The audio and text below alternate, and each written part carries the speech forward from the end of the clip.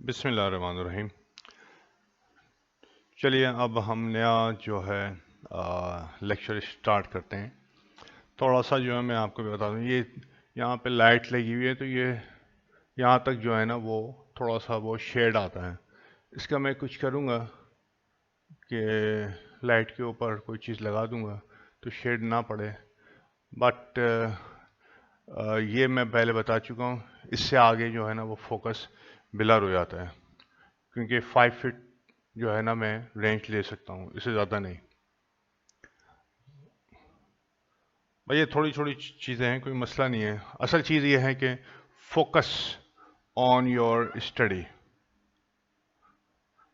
जो जो बच्चे इन चीज़ों पे ध्यान देंगे दे कैन नॉट लर्न। आप स्टडी कीजिए, ठीक है। अच्छा जी, अमानत ट्रेडर्स से हमने कल यहाँ पे छोड़ा था, तो कल असल में मेरा इरादा ये था कि मैं कल ही इसको मुकम्मल करूं, लेकिन कुछ लंग्स की प्रॉब्लम की वजह से ज़रा बढ़ गई थी, तो मैंने वहीं पे जो है ना तो वो चीज़ें रोक दी थी। अब हम ये करते हैं, स्टार्ट करते हैं, और ये कहता है कि नीचे prepare journal entries to record above transaction, यानी कि जो ऊपर ट्रांजेक्शन दी हुई हैं उसको जो है आपने रिकॉर्ड करना है। Amanat trader completed the following transaction during the month of October. ठीक है जी, ये उसने जो है during the month of October, I think ये मैं कर चुका हूँ। अब मैं ये करूँगा 5 और 6 सवाल करूँगा ये। यस, 5वां अमानत का मैं कर चुका था। और अब मैं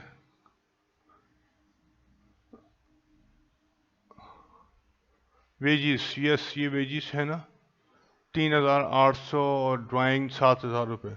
यस सॉरी, ये तो हमने कर लिया था। अब हम अगली प्रॉब्लम देखेंगे। वो क्या है, नंबर 5 है, प्रॉब्लम नंबर 5, पेज है 49। ठीक है, तो ये है एहसन अली। एहसन अली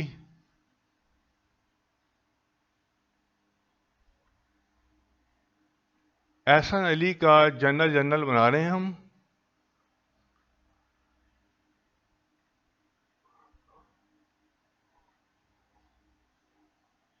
और for the month of October, ठीक है, ये था। अच्छा वो देख लिया मैंने जो है, तो ये sorry, for the month of June. Amana साहब छाए में दिमाग पे, for the month of June year नहीं दिया हुआ। अब हम स्टार्ट करते हैं कि जनाब 1 जून को पहली ट्रांजेक्शन 1 जून, ठीक है, इसको मैं यूं कर लूं। 1 जून को पहली ट्रांजेक्शन हुई है। कमेंस स्टार्ट किया business with an investment of cash 30,000 and furniture worth 20,000 rupees. Business start किया, कैश इन्वेस्टमेंट की 30,000 रुपए की, और फर्नीचर अपने पास से लाया 20,000 रुपए का। तो both cash and furniture are our asset. Asset increase हो रहा है, when asset increases it is recorded on debit side. और एहसन अली का जो कैपिटल है वो इंक्रीज हो रहा है क्योंकि इन्वेस्टमेंट कर रहा है एहसन अली, तो वो इंक्रीज हो रहा है। When capital increases it is recorded on credit side. You must learn. सही है, स्टेप आपको मालूम है। तो अभी हमने कहा कि कैश और फर्नीचर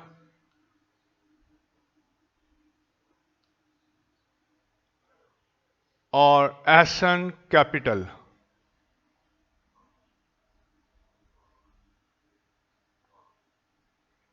एहसन कैपिटल 30-20 ये है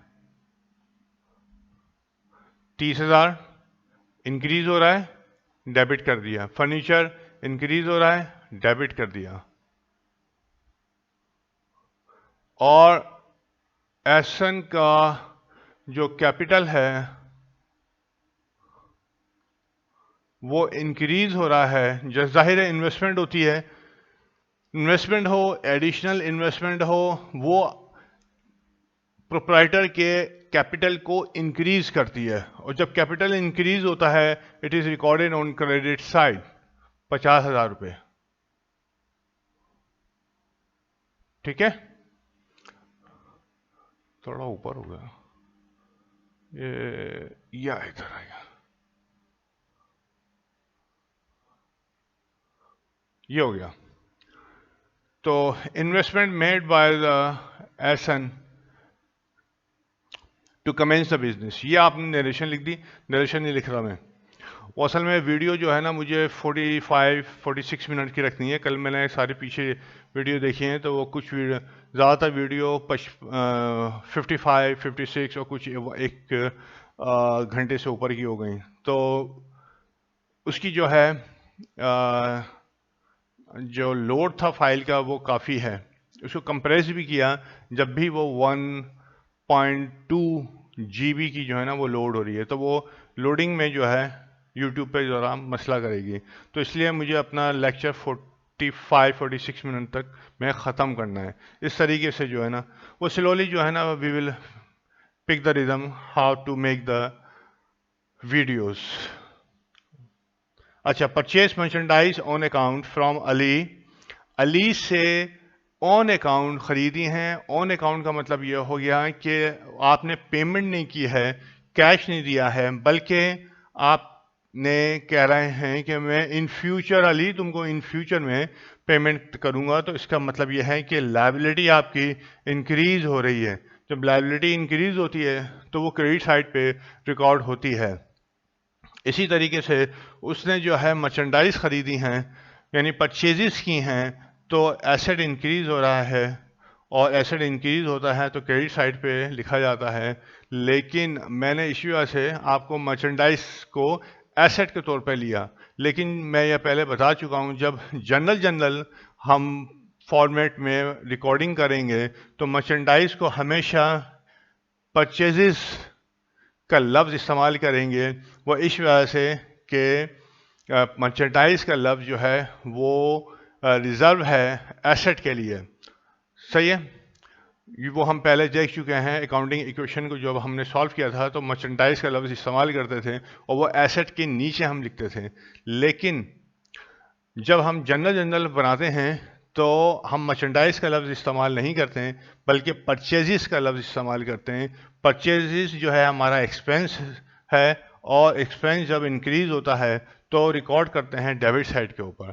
भाई ये लफ्ज़ों का हेर फेर है, और उसकी जो जो मतलब क्या वो सेम है। एसेट और एक्सपेंस का जो नेचर है वो सेम है कि इंक्रीज होता है तो वो डेबिट साइड पे होता है। तो परचेजेस ये है 2 जून को। नंबर 2 परचेजेस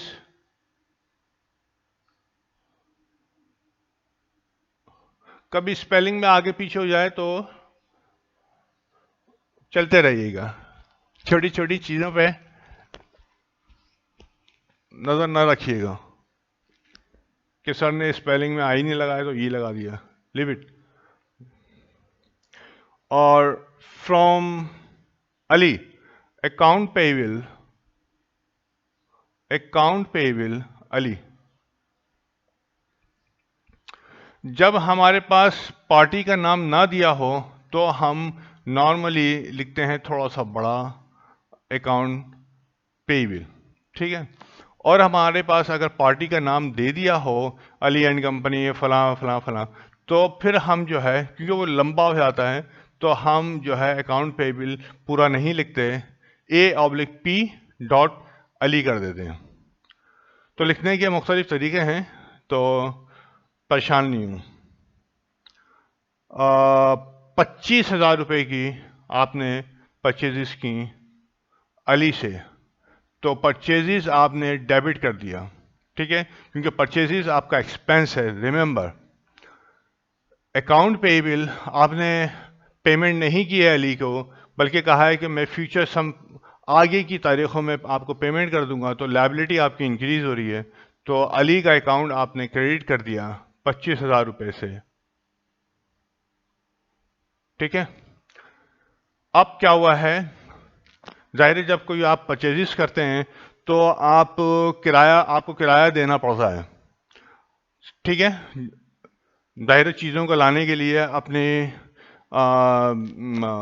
दुकान पे या अपने ऑफिस वो ख़रीदारी करके जब आप लेके आते हैं तो आपको जो है किराया देना पड़ता है। जब किराया देते हैं आप, तो किराए को भी तो रिकॉर्ड करना पड़ेगा भाई।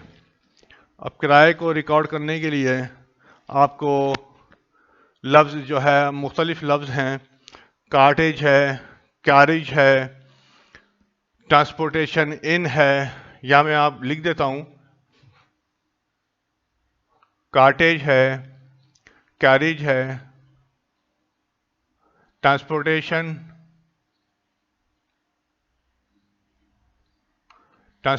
है। बाज़ दफ़ा जो है ना लोगों के पास मतलब ख़रीदारी का भी किराया देना पड़ता है, और जब सेल करते हैं वो कहते हैं हम पहुंचा देंगे, तो उसका भी किराया देना पड़ता है, यानी सेल पे का भी किराया देना पड़ता है और परचेजिस का भी किराया देना पड़ता है। तो परचेजिस के किराए के लिए इन लगा देते हैं, कार्टेज इन, यानी कि इनवर्ड, कैरेज इनवर्ड, या खाली इन, या खाली इन। ट्रांसपोर्टेशन ट्रांसपोर्टेशन के साथ इन्वर्ट का लफ्ज नहीं लगाते, ट्रांसपोर्टेशन इन खाली लगाते हैं। तो ये मुख्तलिफ तरीके हैं चीज़ों को रिकॉर्ड करने के, लेकिन मेन चीज़ यही है कि आपने, अगर आपका सेल के ऊपर, जब आप सेल करते हैं और गुड्स को आप भिजवाने की जिम्मेदारी आपके पास नहीं होती है, तो डेफिनेटली जो है वो आपको ने किराया नहीं देना है।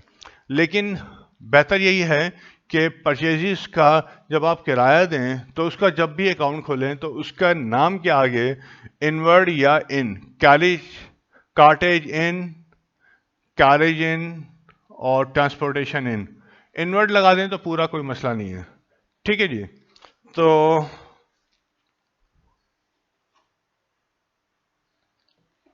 ये जो है हम ये छोटी छोटी चीज़ें जो सवालात को जब हम हल कर रहे होंगे, ये चीज़ें आती रहेंगी, ये टिप्स हैं, ये मैं आपको बताता रहूँगा और आपकी नॉलेज में ऐसा ऐसा ये चीज़ें आपने अपने जहन में बिठा ली हैं। जब वंस यानी कि आपके जहन में बेसिक आपके जहन में बैठ गई, तो फिर सवाल करना बहुत आसान होता है।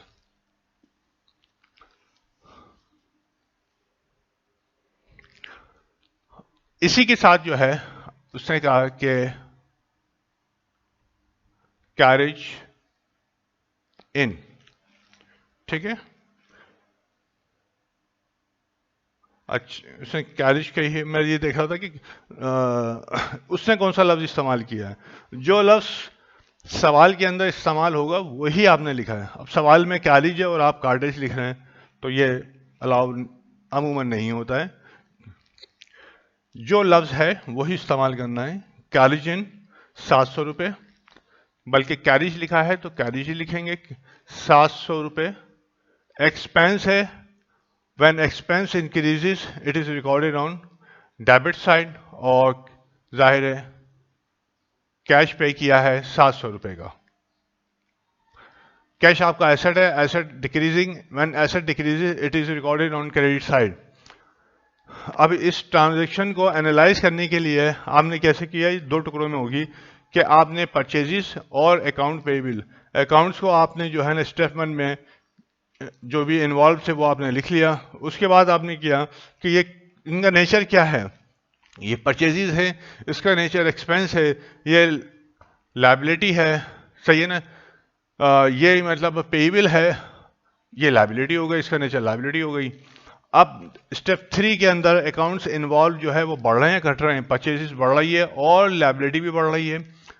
तो स्टेप 4 के अंदर जो है rules of debit and credit क्या कह रहा है कि जब एक्सपेंस आपका इंक्रीज हो तो डेबिट साइड पे रिकॉर्ड होता है, और जब लायबिलिटी आपकी इंक्रीज हो तो क्रेडिट साइड पे रिकॉर्ड होती है। तो इस वजह से स्टेप जो है हमने काफ़ी डिटेल में हम करते रहे हैं, बीच बीच में भी मैं बताता रहूँगा, लेकिन मैं डायरेक्ट जो है आपको rules of debit and credit के हिसाब से जो है ना वो बताता हूँ। यहाँ पे कैरेज जो है वो एक्सपेंस है, और जो आपका अकाउंट जो इन्वॉल्व हैं, 2 अकाउंट हैं, कैरेज और कैश। ठीक है, आपने आइडेंटिफाई कर लिया कि 2 अकाउंट हैं, इनमें से हर अकाउंट का नेचर क्या है। कैश आपका, कैरेज आपका एक्सपेंस है और कैश आपका एसेट है। स्टेप 2 हो गया। स्टेप 3 जो है अकाउंट जो इन्वॉल्व हैं वो बढ़ रहे हैं या घट रहे हैं। यहाँ पे एक्सपेंस बढ़ रहा है और एसेट जो है कम हो रहा है। तो रूल ऑफ अकाउंटिंग और डेबिट एंड क्रेडिट क्या कहता है, जब एक्सपेंस बढ़ता है तो आप डेबिट साइड पे रिकॉर्ड करते हैं, और जब कैश एसेट घटता है तो आप क्रेडिट साइड पे रिकॉर्ड करते हैं। और यही चीज़ हमने अमल किया है। उम्मीद है कुछ समझ में आ रहा होगा।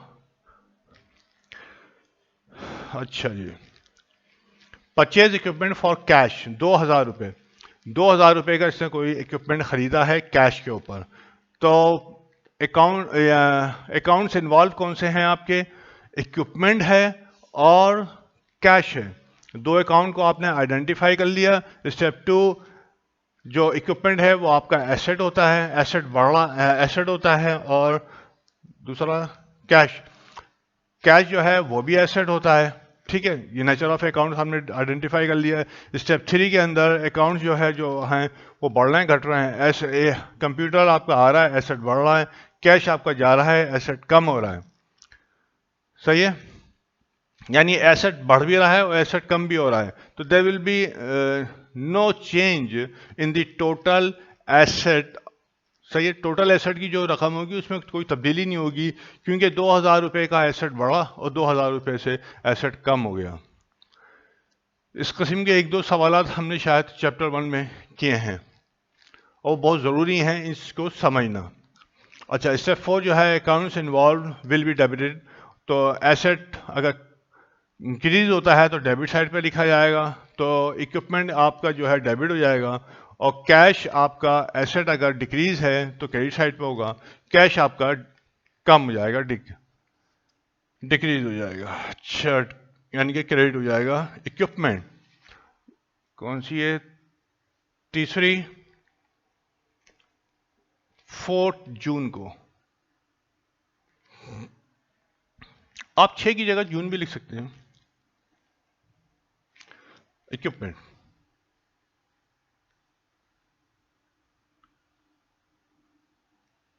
इक्विपमेंट, ऑफिस इक्विपमेंट भी लिख सकते हैं, एक खाली इक्विपमेंट भी लिख सकते हैं। ठीक है, इसमें कोई तो अमूमन लोग ऑफिस इक्विपमेंट लिख देते हैं, तो ओके। 2000 रुपये का आपके पास और 2000 रुपये का, ये आपने इसको क्रेडिट दे दिया। आई थिंक सही है। नरेशन आप लिख दिएगा, purchase office equipment on cash, simple. Withdrew merchandise worth 600 and cash 1300 for personal use के लिए बहुत हम स्टडी कर चुके हैं। जब भी ओनर जो है विड्रॉ करता है, निकालता है बिजनेस में से कैश या मर्चेंडाइजेस कोई भी चीज़ निकालता है, तो आपका एसेट आपका जो है वो कम हो रहा होता है।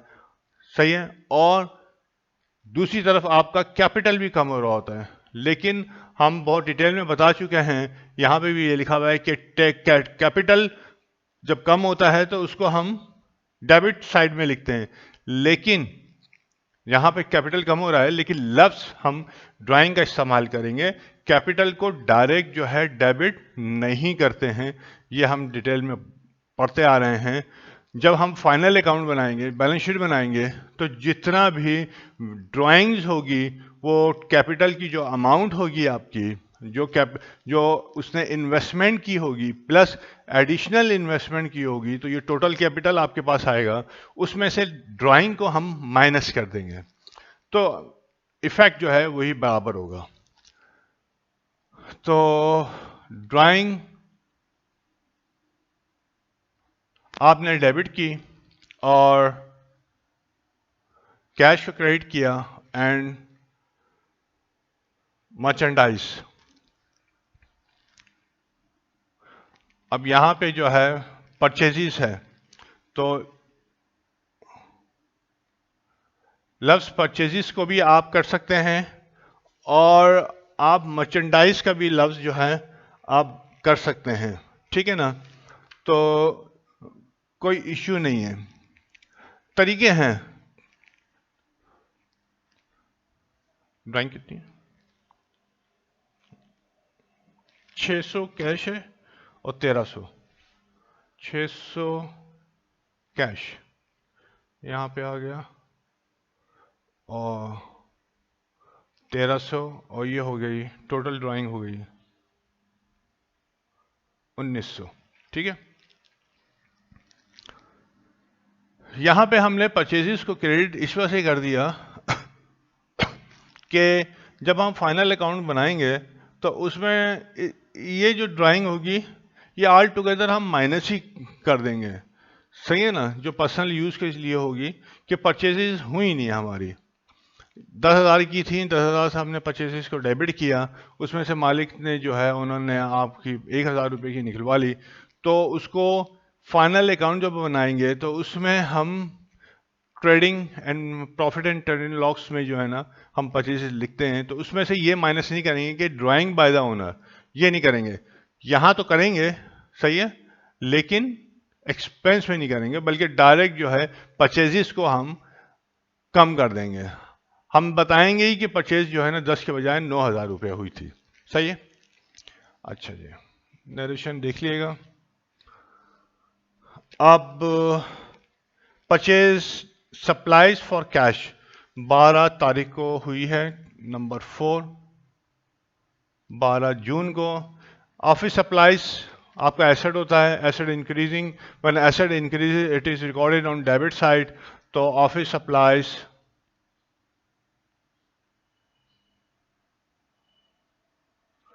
आपने जो है डेबिट किया, और ऑन कैश है, यस कैश है, आपने कैश पे किया। Cash is our asset, asset is decreasing, when asset decreases it is recorded on credit side. देखिए एनालिसिस ऑफ ट्रांजैक्शन ही कर रहा हूं मैं, हर दफा ये जो मैं एक रिपीट करता हूं, सही है, तोते की तरह नहीं हो रहा है, ये मेरी दिमाग में बैठा हुआ है, यही चीज आपने बिठालनी है, रटना नहीं है आपने, आपने लॉजिक को इस्तेमाल करना है। इसके लिए मैंने rules of debit and credit जो है ना मैंने ऊपर लिखा, लेकिन इसको जो फॉर्मेट बनाने के अंदर जो लॉजिक है वो यह है, एनालिसिस ऑफ ट्रांजैक्शन है। तो हर दफा जब आप ये रिपीट करेंगे, शुरू में तोते की तरह रिपीट कर रहे होंगे, लेकिन फिर यह आपको मेमोराइज होना शुरू हो जाएगा और इंशाल्लाह फिर आगे कोई मुश्किल नहीं होगी। अच्छा जी, ऑफिस सप्लाईज जो है आपने 1,500 रुपए की खरीदी है और कैश आपके पास 1,500 से चला गया, तो कोई प्रॉब्लम नहीं है आपके पास। एक मिनट, अब आप जो है ऑफिस जो है 40 जो है आपने पे की है कैश के अंदर, ठीक है। तो 40 आपने पे करने के बाद, मैं सही कर दूं, ये नंबर 5वीं ट्रांजैक्शन है, डेट है आपकी 15, सही है, और 40 एक्सपेंस यानी कि आपके जो भी मुलाजमीन थे आपने माहाना उनको सैलरीज दी।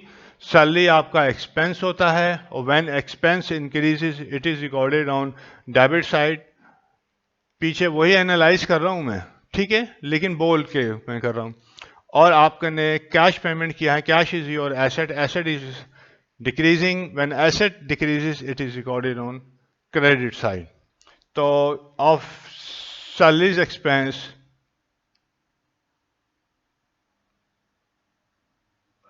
आपने डेबिट कर दिया और कैश आपने क्रेडिट दे दिया। कितने से? 2600 से।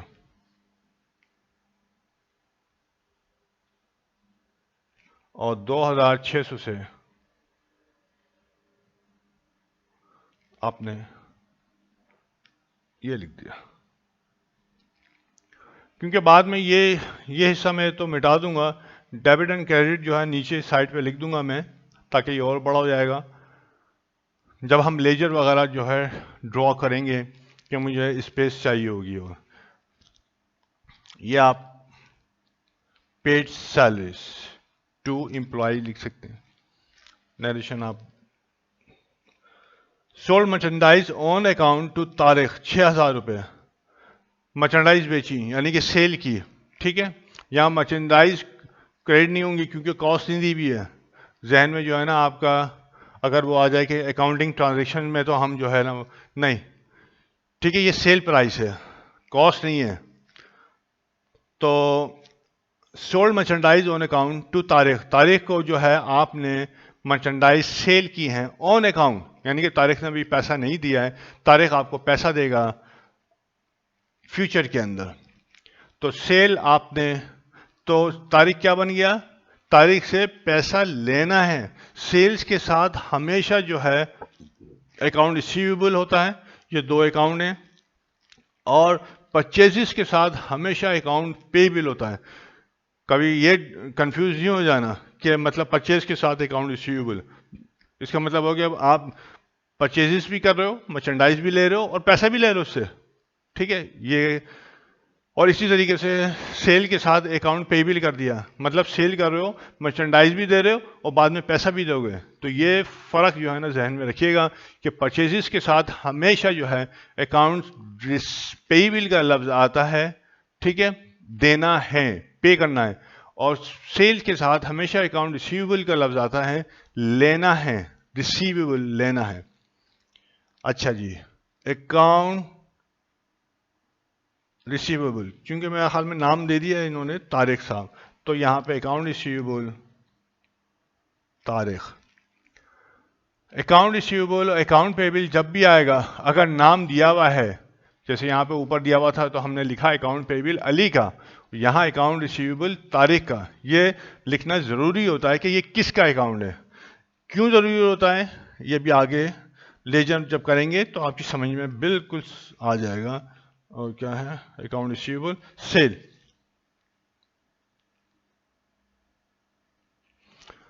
अकाउंट रिसीवेबल आपने डेबिट कर दिया। Account receivable is your asset, asset is increasing, when asset increases it is recorded on debit side 6000 रुपये।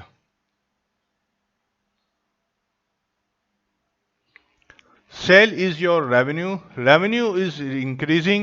When revenue increases, it is recorded on credit side 6000 रुपये।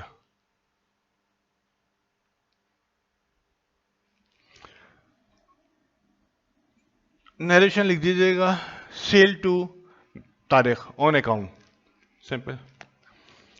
अब उसके बाद डिफेक्टिव गुड्स रिटर्न टू तारीख, तारीख यानी कि जो आपने बाई तारीख, टू और बाई का बड़ा फर्क हो जाता है। टू दे रहे हैं उसको, बाय उससे, तो यह पूरा जो है ना सिनेरियो चेंज हो जाता है, टू और बाय। तो डिफेक्टिव गुड्स रिटर्न बाय तारीख, यानी कि डिफेक्टिव गुड्स वापस आई कहां से? तारीख के यहां से आई 300 रुपए की।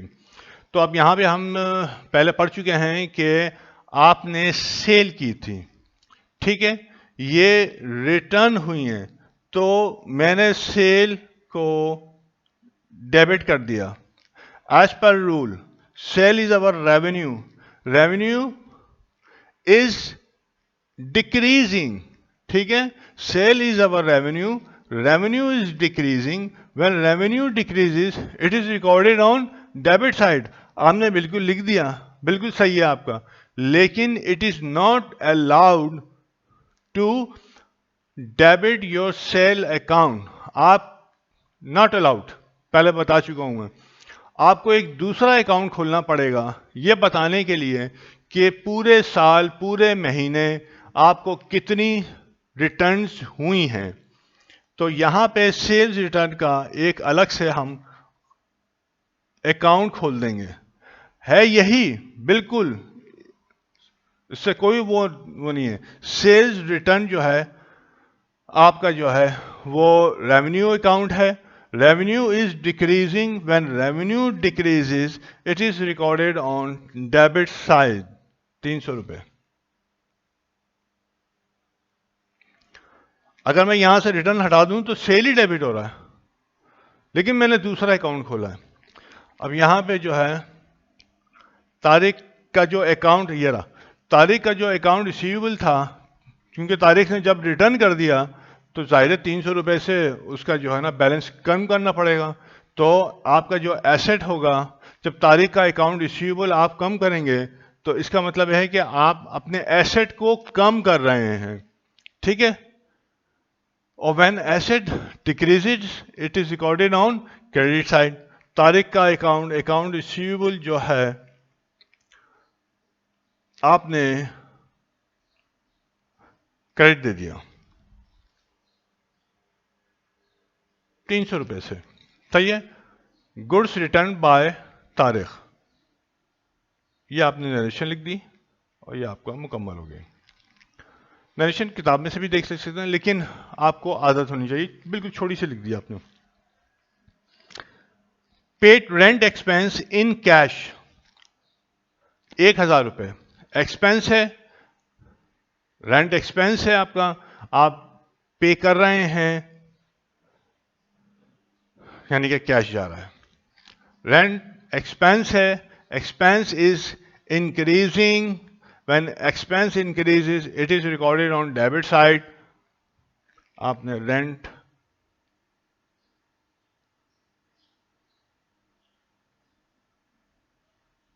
expense, rent is our expense, expense is increases, when expense increases it is recorded on debit side. 1000 रुपए से आपने इसको दे दिया। उसके बाद पे किया है आपने कैश, ठीक है। Cash is our asset, asset is decreasing, when asset decreases it is recorded on credit side. 1000 रुपए से ये क्रेडिट हो गया। ये आपकी पेड रेंट एक्सपेंस, ये नरेशन हो गई। Pay to Ali on account, Ali को पेमेंट की है ऑन अकाउंट, ठीक है। ये देखता हूँ एक मिनट के सही चल रहा है, हाँ सही चल रहा है, समझ में आ रहा है लिखाई जो है। तो अकाउंट पेएबल जो है आपने अली को पेमेंट कर दी। अली कौन था? अली ये था, अली से परचेजेस की थी और अली को अब इन्होंने पेमेंट की है 16,000 रुपए की, ठीक है। जब आप अपनी लायबिलिटी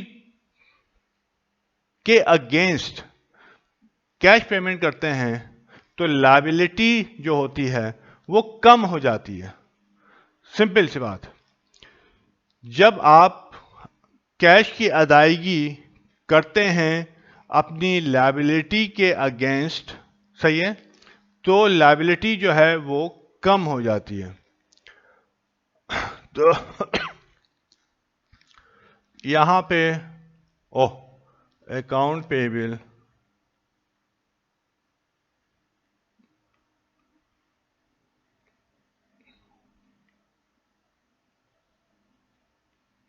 अकाउंट पेएबल अली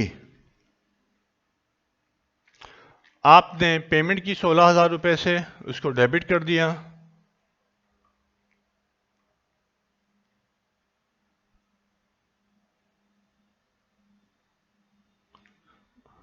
बता चुका हूँ, स्पाइनल की प्रॉब्लम की वजह से बैंड नहीं हो सकता मैं यूं झुक सकता हूँ बस। और कैश मैंने लिख दिया, कैश 16,000 रुपये से मैंने क्रेडिट दे दिया। ठीक है जी। Paid to Ali against account, सही है, ओके। अच्छा जी, अब आगे चलते हैं, आगे मैं रब करता हूं।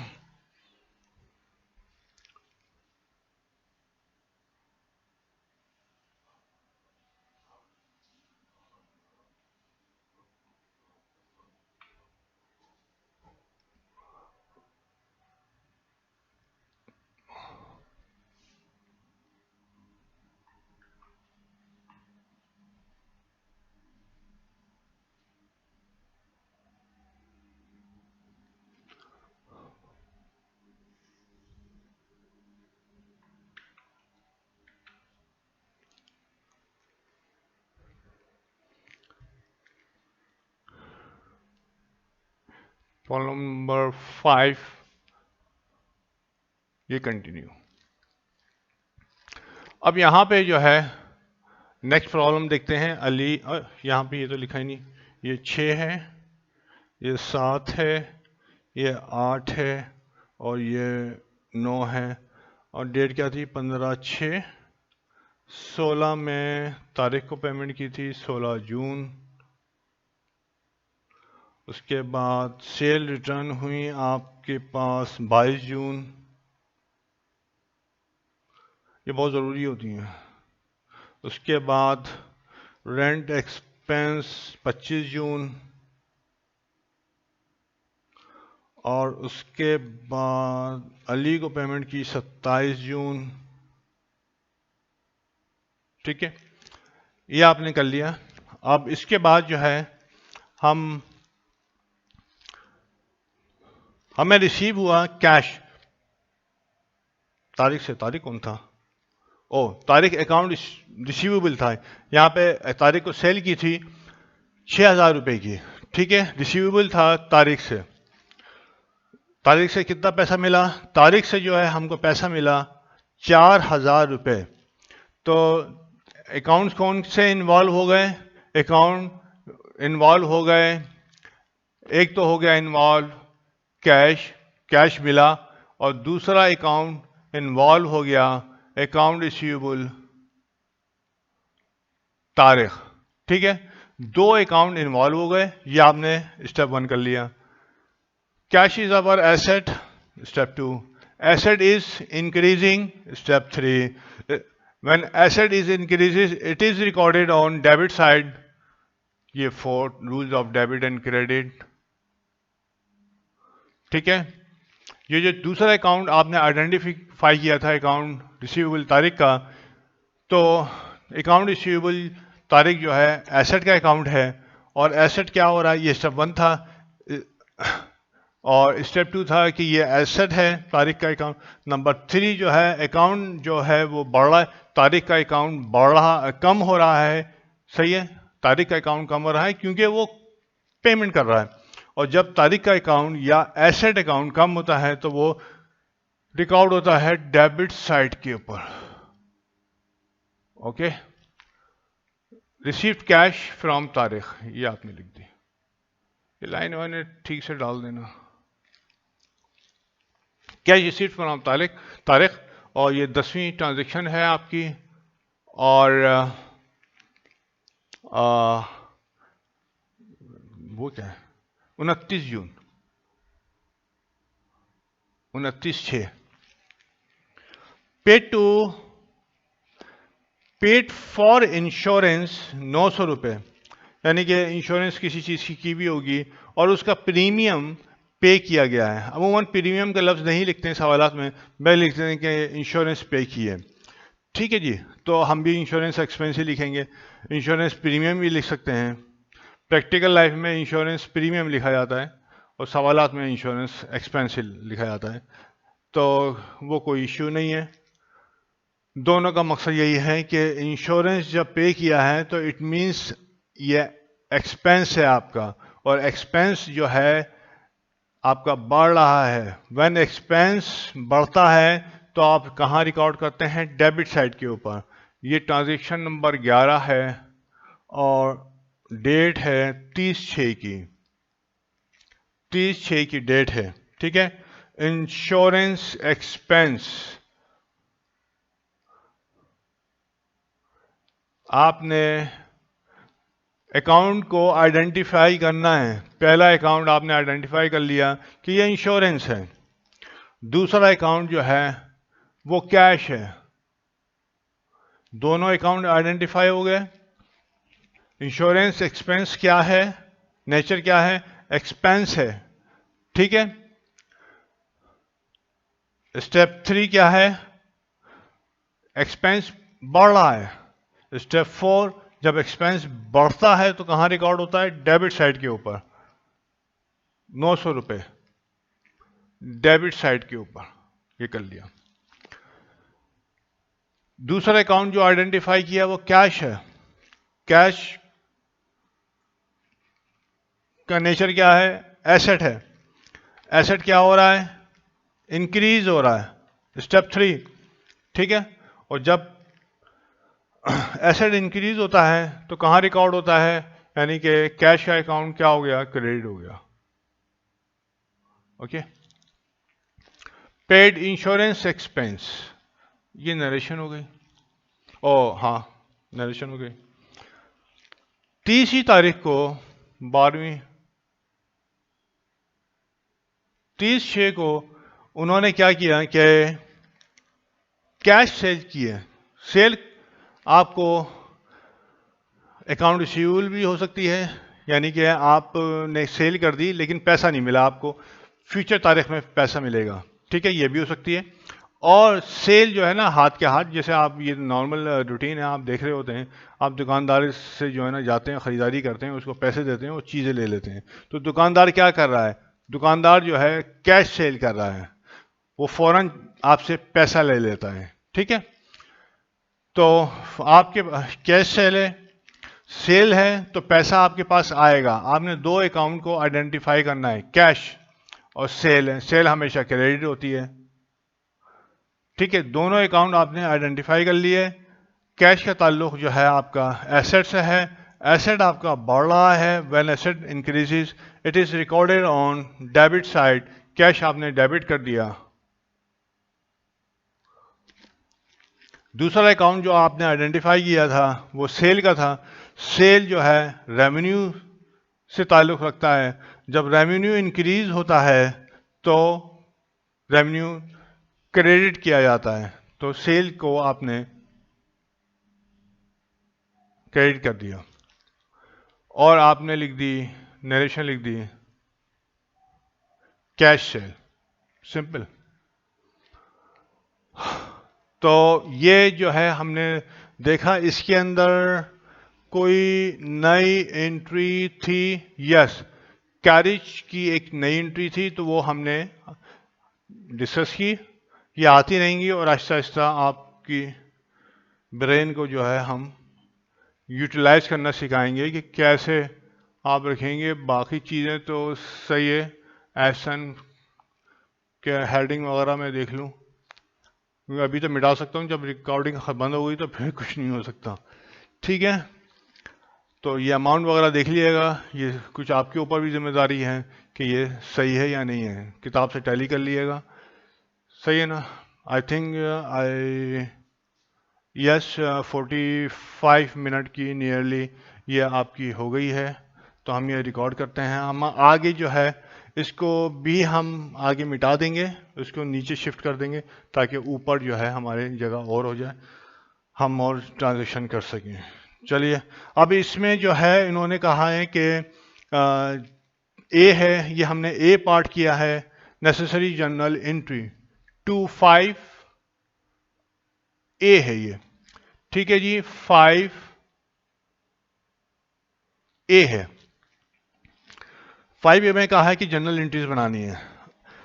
B5B ये कहता है कि टी अकाउंट बनाने, और फिर जो भी आगे उसने C&D, तो B, C एंड D हम आगे जो है ना अगले लेक्चर में करेंगे, क्योंकि पहले हमें लेजर बनाना सीखना होगा, फिर हम ये काम करेंगे।